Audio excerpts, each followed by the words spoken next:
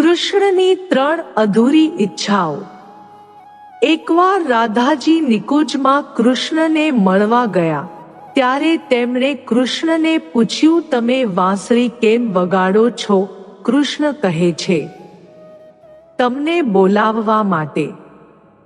રાધાજી કહે છે, જ્યારે તમે વાંસળી વગાડો છો ત્યારે હું બધું ભૂલી જાઉં છું, બધું છોડીને ભાગી જાઉં છું। હું આવી રહ્યો છું। કૃષ્ણ કહે છે, મારી આ વાંસળીમાં શું છે? સેવા। રાધાજી કહે છે, કૃષ્ણ, તું આ પ્રેમ, આ જુદાઈને ક્યારેય નહીં સમજી શકે। જો તું રાધા હોત તો જાણત। દેવા।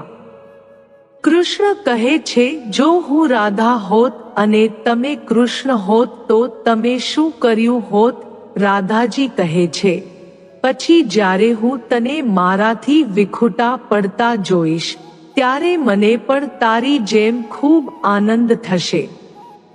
ત્યારે કૃષ્ણ કહે છે, રાધા, જો એવું હશે તો હું કળિયુગમાં ચૈતન્યના રૂપમાં અવતાર લઈશ, જેનું ભૌતિક વાતાવરણ કૃષ્ણ જેવું હશે, પણ તેની માનસિકતા રાધા જેવી હશે, અને હું રાધા ભાવ સાથે અવતાર લઈશ।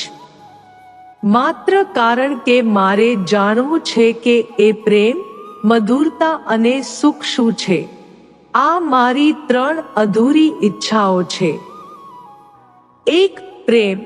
શ્રી રાધાને મારા માટે જે અનન્ય પ્રેમ છે તેના મહિમાનું સ્વરૂપ શું છે, અથવા એ પ્રેમ કેવો હોય છે?